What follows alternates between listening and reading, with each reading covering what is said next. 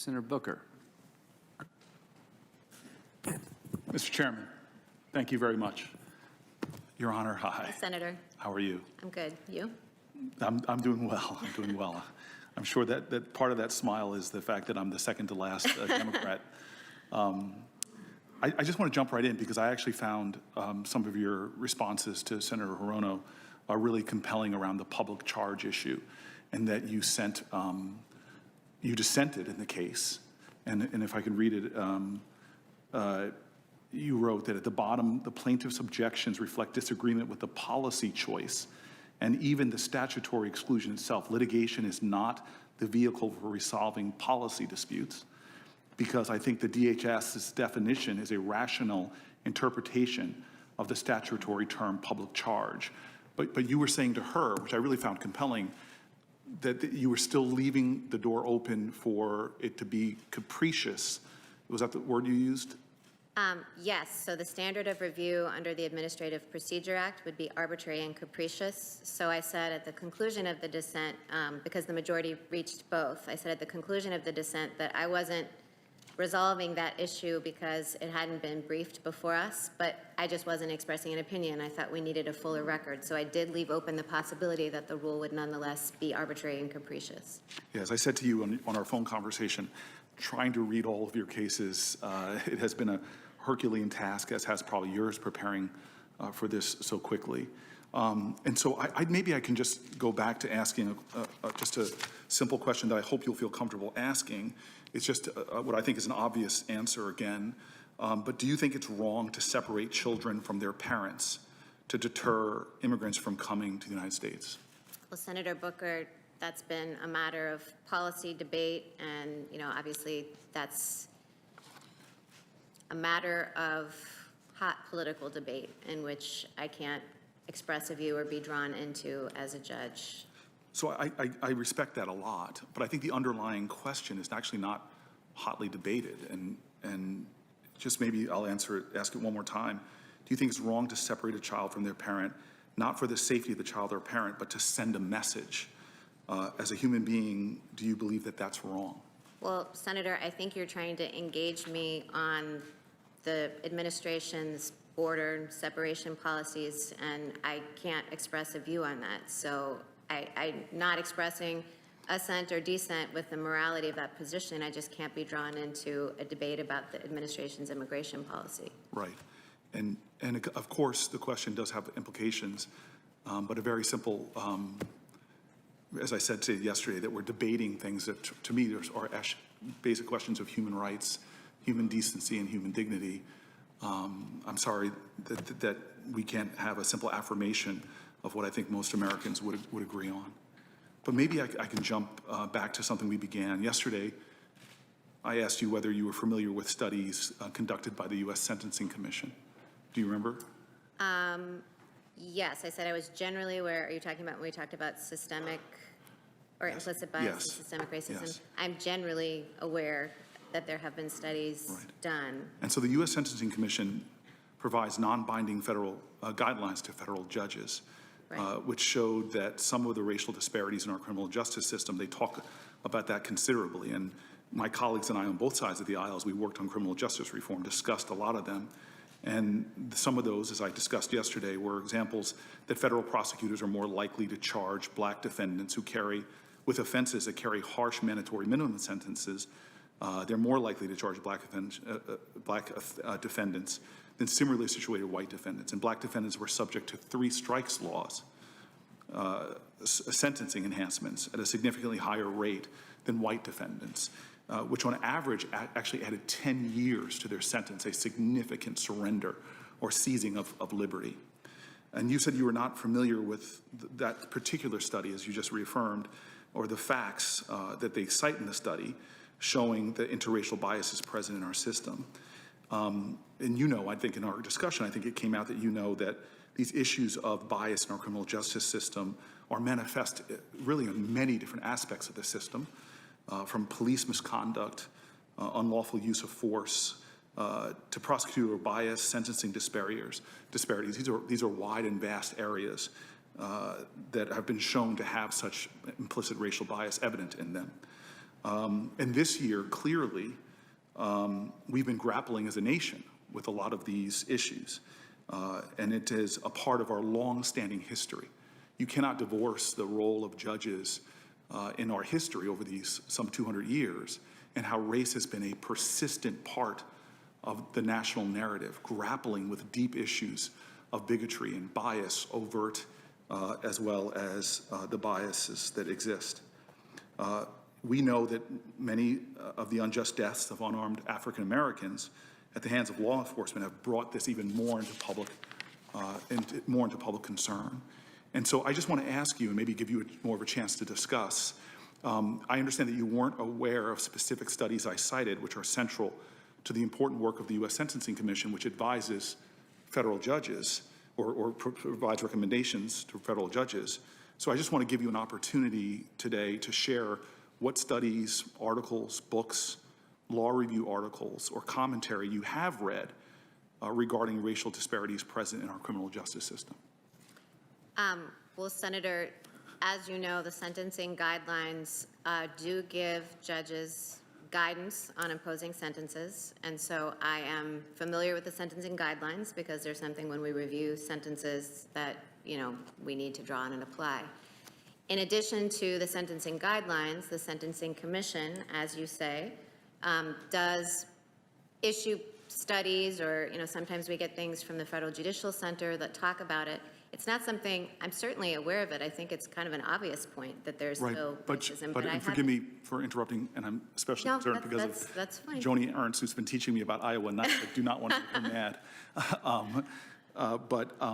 I was actually asking specifically any books you can name that you've read on this subject, or law review articles, anything that you specifically read outside of the sentencing guidelines. Well, Senator Booker, I would say that what I have learned about it has mostly been in conversations with people, and, you know, at Notre Dame, as at many other universities, it's a topic of conversation in classrooms, but it's not something that I can say, yes, I've done research on this and read X, Y, and Z. I respect that you've answered the question.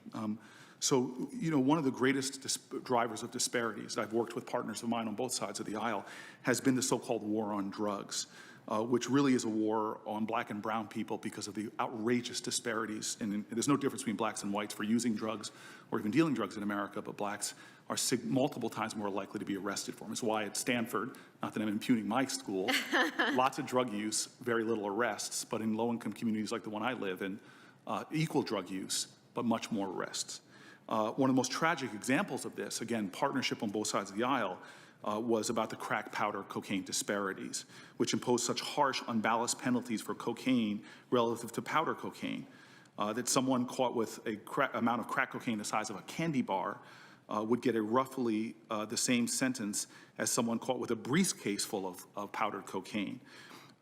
This is a wildly unjust part. When the Sentencing Commission wrote an amendment to the address to address some of the disparities and made it retroactive to 2008, you actually wrote a law review article in a well-known legal academic, not a law review article, excuse me, you wrote a blog post in a well-known legal academic that cited this decision, and you questioned whether that was a wise call. Now, in fairness, as I reread it today, you raised the administrative hurdles in retroactively reducing sentences, which would provide relief to actually an estimated 20,000 Americans who had their liberty, one of the most fundamental rights, taken away from them. But never in the blog article did you mention that this was unjust. There was no deference to how serious this is for the 20,000 Americans, 98% of them who are black and brown. You just questioned, why are we doing this? Could you tell me why? Sure, Senator Booker, I think what you're referring to is a short blog post on the Law Prof's blog, and it wasn't an in-depth exploration of the crack cocaine disparity or anything like that. It was simply pointing out the administrative hurdles because my husband was an AUSA, a federal prosecutor at the time, and that had been table talk at our house, just kind of the complexities of retroactively going back. So it wasn't a policy statement, and it wasn't a statement meant to be just. I don't think it was probably more than a paragraph. And it was simply identifying the administrative hurdles because they're clearly, whenever you apply retroactive reform, there are administrative hurdles going forward. Well, you're a law professor who assigns lots of syllabus to just a guy like me who played football. This is a long article, a couple of pages worth, and I'm wondering. The blog post was? I have it here in font that my old eyes can't read without glasses. My old eyes can't see it from here either. I don't have a memory of how long it was. I guess I'm just saying that you're not citing articles or research that you've read on this issue, yet you have written here about it. And to me, that speaks, it makes me wonder and want to talk to you a little bit about your preparedness and priorities, taking the highest office in the judicial world that deals with such long-standing issues of race and in a way that affects the totality of the lives of Americans in every aspect of their life, from their financial well-being to their rights to vote. And I'd like to go through as quickly as I can in my remaining 10 minutes a little bit about the vastness of this problem and why I'm very concerned that you haven't even cited anything that you've read that would speak to this, or the only writings I could find on it don't even talk to the injustice of it all. And so you had a conversation with Senator Klobuchar about voting, and I just want to know, have you ever waited 5 hours to vote? I have not. Have you ever waited over an hour even? I have not. Yeah. Well, in Wisconsin, a state in your circuit, we saw the travesty during the primary earlier this year, during a pandemic, that many polling places were closed and lines were incredibly long. In Milwaukee, a city of more than 500,000 people located in a county with 70% of that state's black population, we literally saw out of the city's 180 polling places, only 5 were open, pushing people into hours and hours long wait. Now, comparatively, 66 polling places were open in the city of Madison, a predominantly white city, half the size of Milwaukee.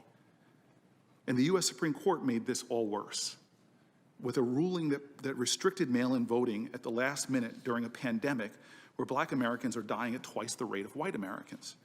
And let's be clear, this is part of a nationwide problem with racial disparities in voting. A recent study found that residents of entirely black neighborhoods wait almost 30% longer in lines to vote. And they were 74% more likely to spend more than that half an hour at the polling place. Now, your dissent in Cantor versus Barr, you said something about virtue-based restrictions, which really raised my concern. And that virtue-based restrictions have applied to civic rights like voting and jury service, not individual rights to possess a gun. This approach to the franchise sort of pulls up a lot of history where people used virtue-based restrictions in the past that's been very well documented in our history. Ideas that you can disenfranchise people if they don't meet certain virtue tests. And many of these tests I know you're aware of, but these are like, are you worthy enough if you can't say the whole Declaration of Independence? These are tests that John Lewis used to talk about. Can you count the bubbles in a bar of soap? You're familiar with that, I'm sure. Senator, I want to be very clear, and I tried to clear this up yesterday. This concept of virtue, I think especially for people who are watching this who don't know about the law, does not mean that I think that people's voting rights can be taken away because they're not good people, or that I think literacy tests are okay, or anything like that. It's a concept that was present in Heller. Cantor versus Barr was not about voting rights, and I very clearly have said voting is an individual and fundamental right that is critical to our democracy. So poll taxes, you would say, unconstitutional? Senator, voting is a fundamental individual right that is critical to our democracy. The 14th Amendment, the point I was making is that the 14th Amendment does expressly contemplate that states might deprive felons of voting rights because it's in the text. So you're jumping to felonies. I just asked you about poll taxes. And I've tried to point out to you with the picture of just one place or African-American community as a whole, waiting so much longer than you and I might have ever waited in lines.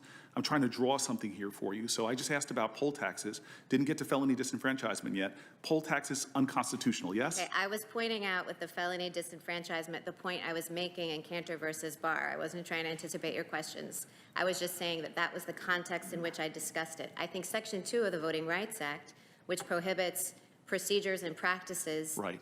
I Poll think taxes thank fall. you. Yeah, thank you very much. Thank you very much. You're jumping ahead, and I spent so much time on my questioning. So let's jump, though. Let's jump. Let's jump ahead to this. And obviously, the case in Florida that you're well aware of, I imagine, where we had significant felony disenfranchisement. I've read a lot about the history of that going back to the post-Civil War period, the fall of Reconstruction, thousands of blacks being lynched, massacres going on in our country, from the Colfax massacre to the Greenwood massacre, and laws being passed systematically in places to try to make it harder for blacks to vote, designing felony disenfranchisement laws and putting those aside of the black codes, easy to disenfranchise lots of African Americans. So this is a lot of the historical origin here.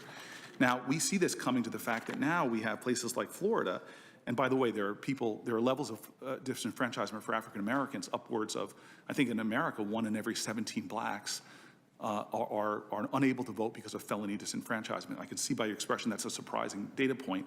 I hope that you would look at that.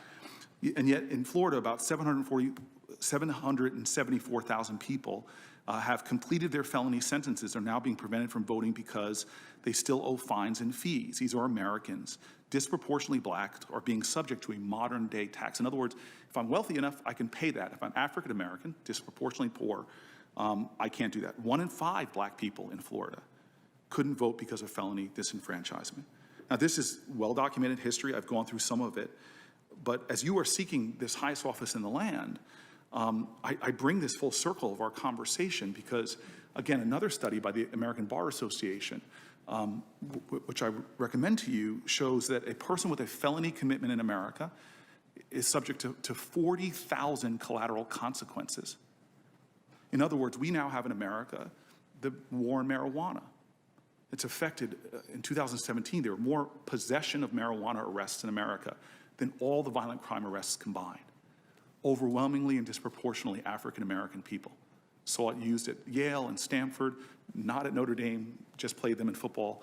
But my point is you see that if a black person is not more likely to use marijuana, but they're more likely to be convicted of a felony for it at some 3 to 4 times the rate, I hope you can see that that means that they're going to be more likely to lose other liberties, other rights. It so deeply affects their lives, their voting life, their ability to raise their children when a parent has been put in a position where now, because of that felony conviction, we're doing things that 2 of the last 3 presidents admitted to doing.